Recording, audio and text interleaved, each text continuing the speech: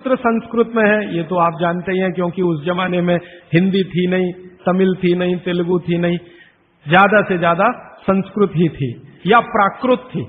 तो संस्कृत में उन्होंने सब कुछ लिखकर छोड़ दिया। वही सूत्र मैं पिछले कई वर्षों से पढ़ता रहा, 4-5 वर्षों से तो बहुत ज्यादा पढ़ रहा हूं, जब से मुझे मन में ये बात आई पढ़ता रहा। और हमारा जो अभियान है जो पूरे देश में हम चलाते हैं स्वदेशी के लिए, उससे ये बहुत गहराई से जुड़ा है। क्योंकि हमारे अभियान में अब तक हम ये बात करते थे ना कि घर में पेप्सी कोला कोका कोला मत लाओ क्योंकि विदेशी पेय है। फिर मैं ये भी कहता था ये पीने लायक नहीं है, टॉयलेट क्लीनर है। बहुत साल पहले मैं बोल के गया था चेन्नई में, अब सरकार ने भी मान लिया है कि टॉयलेट क्लीनर है और वैज्ञानिकों ने सिद्ध कर दिया है कि टॉयलेट क्लीनर है। तो ये बातें हम स्वदेशी अभियान में जोड़कर चलते थे। जब मुझे पता चला कि इसी स्वदेशी अभियान का एक बड़ा हिस्सा है पेप्सी कोका कोला भारत से धन लूटकर अमेरिका ले जा रहा है, ऐसे एलोपैथी चिकित्सा की दवाएं बनाकर कंपनियां उससे भी ज्यादा लूट कर ले जा रहे। एक अमेरिकन कंपनी है, उसका नाम है प्रॉक्टर एंड गैम्बल।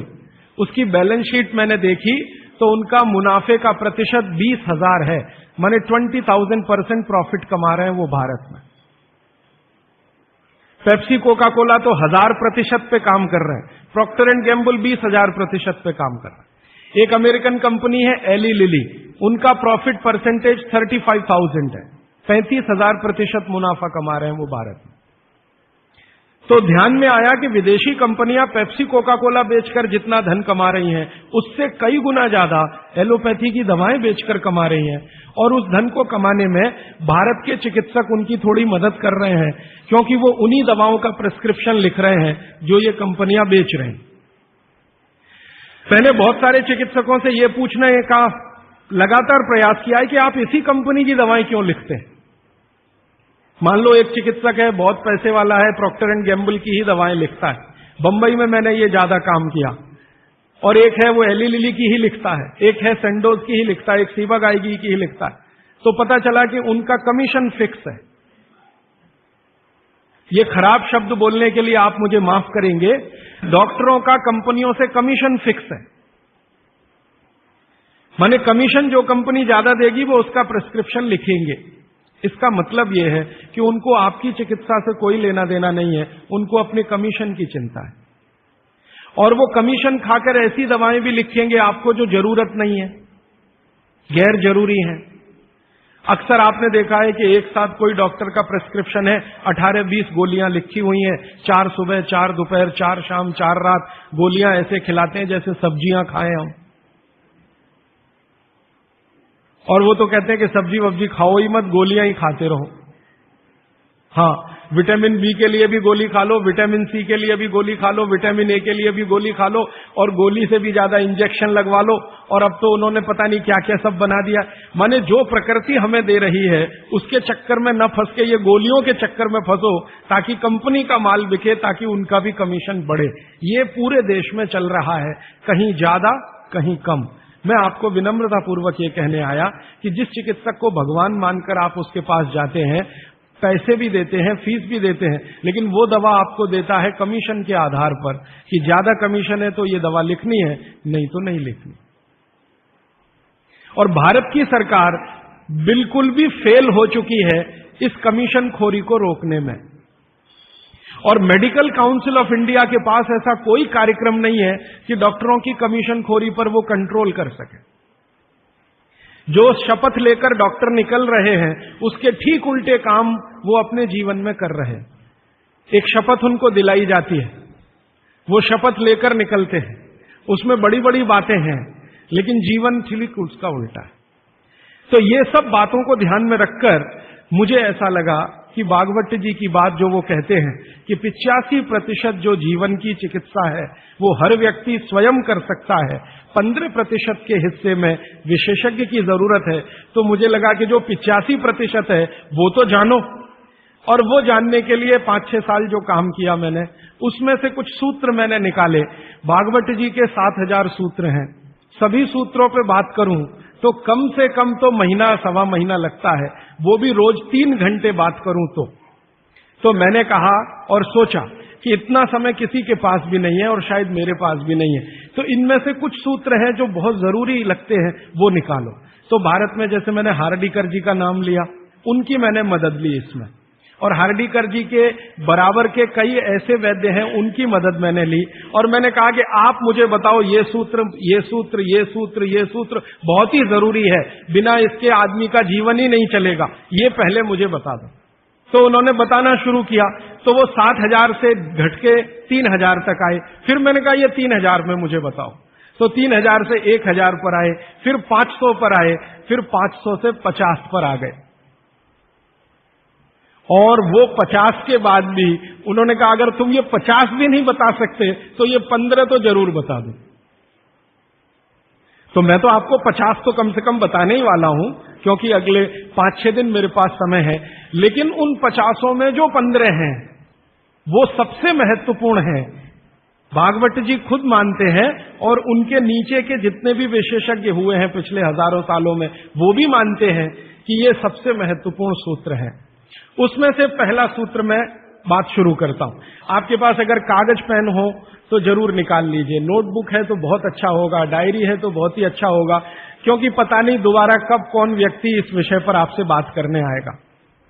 और अगर नहीं है कागज पेन कॉपी तो भी चिंता मत करिए, क्योंकि मैंने पिछले कुछ वर्षों में काम करते करते ये सूत्रों को किताब में भी लिख डाला है। मैंने किताब बना दी है, भागवत संहिता जो है, माने भागवत जी की अष्टांग हृदयम और अष्टांग संग्रम, इनके सूत्रों को कलेक्ट करके, सेलेक्ट करके 3 भाग में एक पुस्तक बनाई है, पार्ट 1, पार्ट 2, पार्ट 3, अष्टांग हृदयम, भाग 1, भाग 2, भाग 3।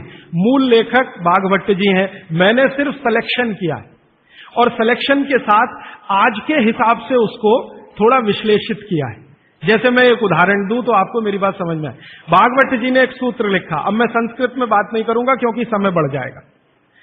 एक सूत्र उन्होंने लिखा कि भोजन को बनाते समय, इसको माताएं बहनें सब बहुत ध्यान से सुने, पुरुष भी सुने तो अच्छा है। भोजन को बनाते समय पवन का स्पर्श और सूर्य का प्रकाश अगर नहीं मिला, किसको? भोजन को। जिस भोजन को आप बना रहे हैं या पका रहे हैं, उसको पकाते समय पवन का स्पर्श और सूर्य का प्रकाश नहीं मिला, वो भोजन कभी नहीं करना। क्यों? तो वो आगे लिखते हैं ये भोजन नहीं विष है। और फिर आगे लिखते हैं कि दुनिया में 2 तरह के विष हैं। एक ऐसे विष होते हैं जो तत्काल असर करते हैं, और एक ऐसे विष होते हैं जो धीरे धीरे असर करते हैं। तत्काल असर वाले विष आप जानते हैं, जीभ पर 1 ड्रॉप डालो मर जाओ, ऐसे बहुत विष हैं। और धीरे धीरे असर करने वाले विष माने 2 साल में, 5 साल में, 10 साल में, 15 साल में, 20 साल में असर करेंगे और आपको मरने की स्थिति में पहुंचा देंगे। तो सूत्र उनका इतना है कि जिस भोजन को बनाते समय पवन का स्पर्श और सूर्य का प्रकाश ना मिले, वो भोजन को कदापि ना करें, क्योंकि वो विष है। अब ये तो सूत्र है, पहले संस्कृत है, मैंने वो हटा दिया, संस्कृत नहीं कहा, सीधे हिंदी में कहा। अब इस हिंदी का विश्लेषण करें, हम कहना क्या चाहते हैं वो, और आज के हिसाब से विश्लेषण करें, सन 2007 के हिसाब से विश्लेषण करें। अब तक मैंने जो बोला वो भागवत जी का हिस्सा था, अब जो वो बोल रहा हूं वो मेरा हिस्सा है। भागवत जी कह रहे हैं कि प्रेशर कुकर का भोजन ना करें, क्योंकि प्रेशर कुकर एक ऐसी तकनीक है जिसमें भोजन बनाते समय ना तो सूर्य का प्रकाश जा सकता है, ना पवन का स्पर्श उसको मिलेगा। प्रेशर कुकर से जो भी है वो हवा बाहर तो आ सकती है, बाहर की हवा अंदर जाने की उसमें कोई डिवाइस नहीं है, कोई रास्ता नहीं। सूर्य का प्रकाश उसमें अंदर जाए ऐसी कोई टेक्नोलॉजी उसमें डेवलप नहीं हुई है। तो भागवत जी ने 3500 साल पहले कहा, शायद उनको ये अंतर चेतना में आ गया होगा कि ये कभी ना कभी आदमी प्रेशर कुकर बना ही लेगा। ये मैंने मजाक में कहा, लेकिन आज के हिसाब से आपको समझ में आए इसके लिए। तो वो ये कहते हैं कि प्रेशर कुकर का भोजन ना करें। माने हमारे घर में एक प्रेशर कुकर है जिस पर भागवत जी का सिद्धांत लागू नहीं होता। माने सिद्धांत ऐसे लागू नहीं होता कि हम उसका खाना खाएं, ना खाएं, वो विष है। फिर मैंने वैज्ञानिकों से बात की कि ये प्रेशर कुकर का भोजन विष है, ऐसा भागवत जी कहते हैं, आपका क्या कहना है? तो हमारे देश में CDRI नाम की एक बड़ी लेबोरेटरी है, सेंट्रल ड्रग रिसर्च इंस्टीट्यूट। वहां के 2 साइंटिस्टों ने कहा कि यार काम तो हमने करके देखा है, बात सही है बागवती जी। मैं कहता हूं ये टीवी पे बोलो, तो उन्होंने कहा ये प्रेशर कुकर कंपनियां गर्दन काट देंगी हमारी, टीवी पे नहीं बोल सकते हम, तुम चाहो तो बोलो। मैंने कहा आपकी रिसर्च क्या कहती है? वो ये कहते हैं कि ये जो प्रेशर कुकर है ज्यादा से ज्यादा या 99% एल्यूमिनियम के बने हुए हैं। एल्यूमिनियम आप जानते हैं। और वो ये कहते हैं कि भोजन रखने और बनाने का सबसे खराब मेटल अगर कोई है तो एल्यूमिनियम ही है। सबसे खराब मेटल जिसमें भोजन को आप रखें और भोजन को पकाएं वो एल्यूमिनियम ही है।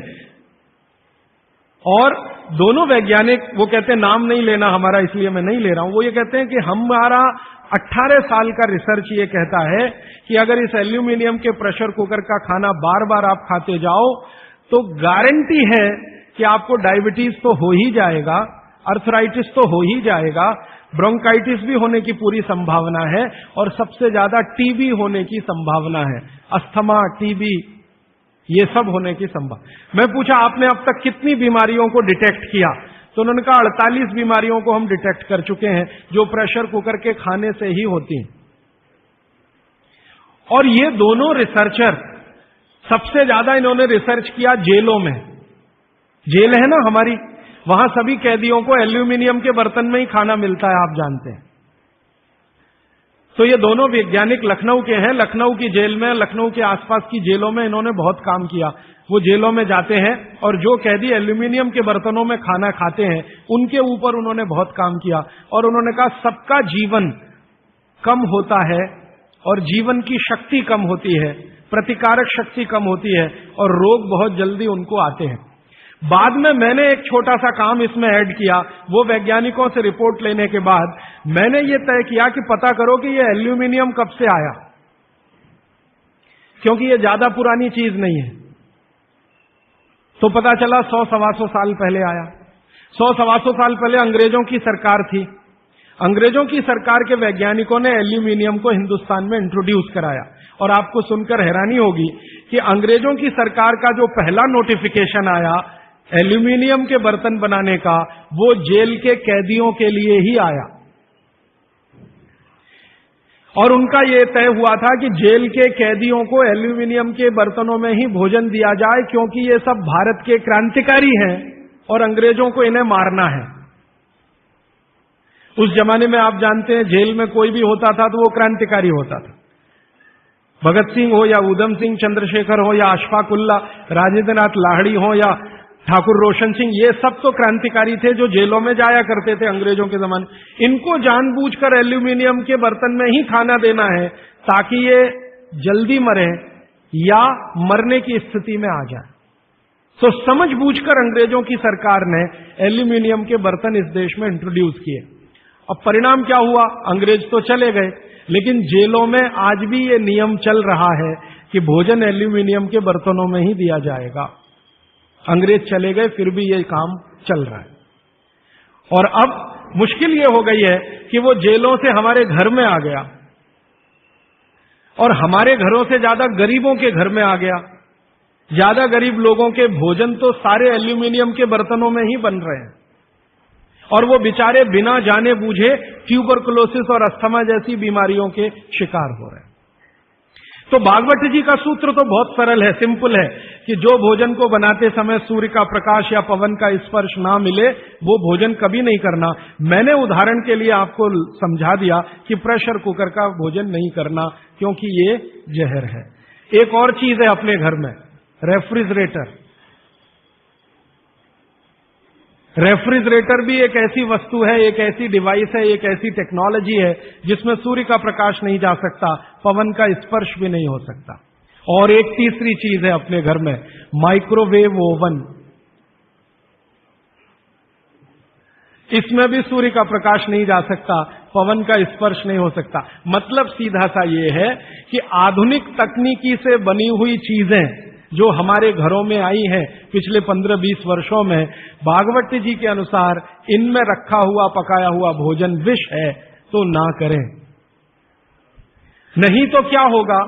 आप कहेंगे जी हम तो करेंगे, हम तो छोड़ नहीं सकते प्रेशर कुकर को, हम तो छोड़ नहीं सकते रेफ्रिजरेटर को, हम तो छोड़ नहीं सकते माइक्रोवेव ओवन को, क्योंकि इसमें भोजन से समय बचता है। मेरा बहुत सारी माताओं और बहनों से तर्क हुआ है, वो ये कहते हैं कुकर में खाना बनाने से समय बचता है। तो मैं उनसे पूछता हूं ठीक है समय बचता है, तो बचे हुए समय का क्या करती हैं?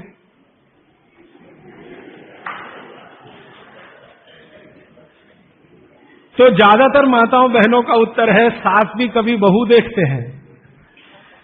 इधर प्रेशर कुकर में खाना बना के समय बचा, फिर हमने टीवी के सामने वो समय इन्वेस्ट कर दिया, तो नेट रिजल्ट क्या? और फिर मैं जब उनको समझाता हूं कि ये जो आपने आधा घंटा या 1 घंटा समय बचाया भोजन पकाने में, ये आपका घंटों घंटों हॉस्पिटल में खराब कराएगा। तब 2 घंटे रोज के हिसाब से मान लो बचा लिया, और साल भर में आपने 700-800 घंटे बचा लिए, कल्पना करो। फिर एक दिन हॉस्पिटल में भर्ती हो गए और 2-4 महीने वहां निकल गया, नेट रिजल्ट क्या? वही 0 का 0। तो ये एक सूत्र है जिस पर मैं आपसे बात कर रहा हूं कि भोजन को बनाते समय, पकाते समय कोई ऐसी वस्तु जहां सूर्य का प्रकाश ना जाता हो, पवन का स्पर्श ना होता हो, वो ना करें। अब इसमें विश्लेषण की जरूरत है। भागवती जी तो लिख के चले गए, अब ये क्यों का जवाब हमें ढूंढना है, और इसमें जरूरत हो तो आधुनिक विज्ञान की मदद भी लेनी है। मॉडर्न साइंस ने कुछ लॉजिक डेवलप किए हैं, कुछ ऑब्जर्वेशंस उन्होंने दिए हैं, तो उनकी मदद से ये क्यों ना करें, क्या कारण है, यहां से अब बात मैं शुरू करता हूं। आधुनिक विज्ञान क्या कहता है प्रेशर कुकर के बारे में, ये जाने। प्रेशर कुकर एक ऐसी टेक्नोलॉजी है जो खाने को जल्दी पकाती है, ये है सीधा सा मतलब। अब खाने को जल्दी पकाने के लिए ये प्रेशर कुकर क्या करता है, जो भोजन आपने उसमें अंदर रखा है पकने के लिए उस पर, और जो पानी डाला है आपने भोजन पकाने के लिए उस पर अतिरिक्त दबाव डालता है। ये है प्रेशर। प्रेशर माने दबाव। तो अतिरिक्त दबाव डालने की टेक्नोलॉजी है प्रेशर कुकर। और ये अतिरिक्त दबाव कहां से आता है? प्रेशर कुकर में आपने दाल डाली, ऊपर से पानी डाला, थोड़ा हल्दी मसाले डालकर बंद करके रख दिया। अब उसमें वो एक सीटी लगा दी, वो सीटी लगाई, यही सबसे खतरनाक चीज है पूरे प्रेशर कुकर की। सीटी ना लगाएं तो आपका प्रेशर कुकर आपके लिए अच्छा है। सीटी लगाते ही क्या करता है, पानी गर्म होगा। आप जानते हैं पानी गर्म होने से वाष्पीकरण शुरू होता है, वेपराइजेशन शुरू होता है। तो पानी की वाष्प प्रेशर कुकर में चारों तरफ इकट्ठी हुई, वो वाष्प जो है ना वो दबाव डालती है। किस पर? दाल पर, चावल पर, सब्जी पर। ये दबाव डाल के होता क्या है, दाल एक कल्पना करिए, अरहर की दाल, थोड़ी देर के लिए कल्पना, अरहर की दाल के छोटे छोटे टुकड़े, एक दाल को तोड़कर 2 टुकड़े, जिसको द्विदल कहते हैं। जैन समाज के लोग तुरंत समझ में आ जाएंगे। द्विदल, चने की दाल, अरहर की दाल, ये सब द्विदल है। इसको तोड़कर आपने दाल बनाई है। अब ये दाल पानी में पड़ी है, नीचे से गर्म और ऊपर से भाप का दबाव, तो ये दाल जो है ना फट जाती है। फटना समझते हैं? वो दरकना शुरू हो जाता है। उसके अंदर के जो मॉलिक्यूल हैं, दाल के अंदर जो अणु हैं, वो अणु एक दूसरे को जो जकड़कर बैठे हुए हैं, ये पानी का प्रेशर उन अणुओं को तोड़ता है और दाल दरकना शुरू होती है। वो दाल दरक जाती है और पानी इतना गर्म होता है तो उबल जाती है, पकती नहीं है, उबलती है। पकना और उबलने में अंतर है। तो उबल जाती है और दरक जाती है। आप खोलते हैं, 5 मिनट बाद आपको लगता है दाल पक गई है। पक नहीं गई है, वो थोड़ी सॉफ्ट हो गई है, नरम हो गई है, क्योंकि नीचे से गर्मी पड़ी, ऊपर से प्रेशर पड़ा वाष्प का, वो पकी नहीं है, उबल गई है और उसका सॉफ्टनेस बढ़ गई है। तो आपने खा लिया तो आपने कहा पकी हुई दाल खा ली। माफ करिए, दाल पकी हुई नहीं है। फिर आप बोलेंगे जी पकी हुई दाल और इस दाल में क्या अंतर है? पकी हुई दाल का आयुर्वेद में एक सिद्धांत है। आयुर्वेद में वैसे सभी सिद्धांत हैं, उसमें से एक मैं आपसे बता रहा हूं। आयुर्वेद चिकित्सा ये कहती है कि जिस वस्तु को खेत में पकने में जितना ज्यादा समय लगता है, जिस वस्तु को पकने में खेत में जितना ज्यादा समय लगता है, भोजन रूप में पकने में भी उसको ज्यादा समय लगता है। अब अरहर की दाल की बात करें, आप में से थोड़ा भी गांव से जुड़ा हुआ कोई व्यक्ति होगा तो आप जानते हैं अरहर की दाल को खेत में पकने में कम से कम 7 से 8 महीने लगता है। कम से कम 7 से 8 महीना लगता है। क्यों? अरहर की दाल में जो कुछ भी है, जिसको आप न्यूट्रिएंट के रूप में जानते हैं, माइक्रो न्यूट्रिएंट के रूप में जानते हैं, सूक्ष्म पोषक तत्व के रूप में जानते हैं, वो मिट्टी से दाल तक आने में सबसे ज्यादा समय लगता है। ये जो मिट्टी है ना खेत की, ये माइक्रो न्यूट्रिएंट्स का खजाना है। खेत की मिट्टी में कैल्शियम है, खेत की मिट्टी में आयरन है, खेत की मिट्टी में सिलिकॉन है, कोबाल्ट है, जिप्सन है, जोरोन है, ये सब माइक्रो न्यूट्रिएंट्स खेत की मिट्टी में है। ये पौधे की जड़ में आते हैं, जड़ से तने में आते हैं, तने से फल में आते हैं। इस पूरी क्रिया में बहुत समय लगता है, तो इसलिए दाल को पकने में समय लगता है। तो आयुर्वेद ये कहता है कि जिस दाल को खेत में पकने में ज्यादा समय लगा, उसको घर में भी पकने में ज्यादा समय लगना चाहिए। क्यों? ये जो माइक्रो न्यूट्रिएंट्स धीरे धीरे एब्जॉर्ब हुए हैं दाल में, खींच कर आए हैं दाल में, इनको डिसॉल्व होने में भी धीरे धीरे ही समय लगेगा। आप दाल क्यों खाना चाहते हैं? आप दाल खाना चाहते हैं प्रोटीन के लिए। प्रोटीन कहां से आएगा? ये जो माइक्रो न्यूट्रिएंट्स का कलेक्शन दाल में इकट्ठा है, इनके टूट जाने पर, बिखर जाने पर, तो वो बिखरने और टूटने में उसको देरी लगने वाली है, क्योंकि आने में देरी लगी है। ये प्रकृति का सिद्धांत है, आयुर्वेद का नहीं कहना चाहिए, प्रकृति का सिद्धांत है। बच्चे को पेट के अंदर गर्भाशय में विकसित होने में समय लगता है। दुनिया में हर चीज को विकसित होने में समय लगता है, जल्दी कुछ नहीं होता। इसलिए दाल भी जल्दी नहीं पकती, बच्चा भी जल्दी नहीं होता। सभी चीजों में यह है, प्रकृति का नियम है। और प्रकृति का दूसरा नियम है कि जिन चीजों को पकने में, बड़ा होने में ज्यादा समय लगा है, उनको डिसॉल्व होने में भी ज्यादा समय लगेगा। और दाल जब डिसॉल्व होगी तब उसके प्रोटीन्स आपको मिलेंगे भोजन में।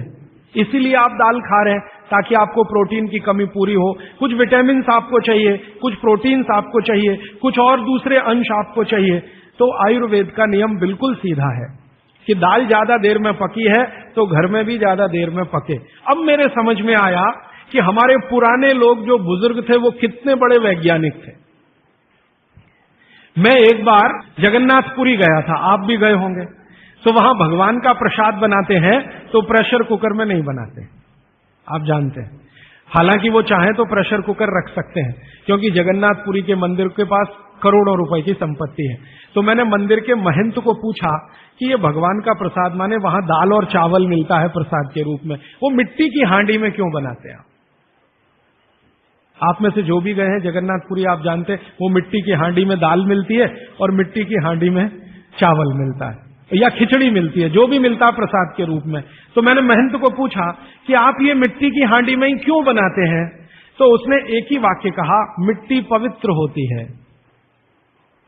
तो ठीक है, पवित्र होती है, ये हम सब जानते हैं। लेकिन वो जो नहीं कह पाया महंत, वो आपको मैं कहना चाहता हूं कि मिट्टी न सिर्फ पवित्र होती है, बल्कि मिट्टी सबसे ज्यादा वैज्ञानिक होती है। क्योंकि हमारा शरीर मिट्टी से बना है, मिट्टी में जो कुछ है वो शरीर में है, और शरीर में जो है वो मिट्टी में है। हम जब मरते हैं ना और शरीर को जला देते हैं तो 20 ग्राम मिट्टी में बदल जाता है पूरा शरीर। 70 किलो का शरीर, 80 किलो का शरीर मात्र 20 ग्राम मिट्टी में बदल जाता है, जिसको राख कहते हैं। और इस राख का मैंने विश्लेषण करवाया एक लेबोरेटरी में, तो उसमें कैल्शियम निकलता है, फास्फोरस निकलता है, आयरन निकलता है, जिंक निकलता है, सल्फर निकलता है, 18 माइक्रो न्यूट्रिएंट्स निकलते हैं मरे हुए आदमी की राख में।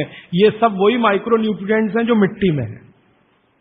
इन्हीं 18 माइक्रो न्यूट्रिएंट से मिट्टी बनी है, यही 18 माइक्रो न्यूट्रिएंट शरीर में है जो मिट्टी में बदल जाता है। तो महंत का कहना कि मिट्टी पवित्र है, वो बहुत वैज्ञानिक स्टेटमेंट है। बस इतना ही है कि वो उसको एक्सप्लेन नहीं कर सकता। एक्सप्लेन क्यों नहीं कर सकता? आधुनिक विज्ञान उसने नहीं पढ़ा या उसको मालूम नहीं है। लेकिन आधुनिक विज्ञान का रिजल्ट मालूम है, पवित्रता। रिजल्ट उसे मालूम है, विश्लेषण नहीं मालूम। वो हमारे जैसे मूर्खों को मालूम है। मैं अपने को उस महंत की तुलना में मूर्ख मानता हूं। क्यों? क्योंकि मुझे ये विश्लेषण करने में 3 महीने लग गए, वो बात 3 मिनट में समझा दिया कि मिट्टी पवित्र है।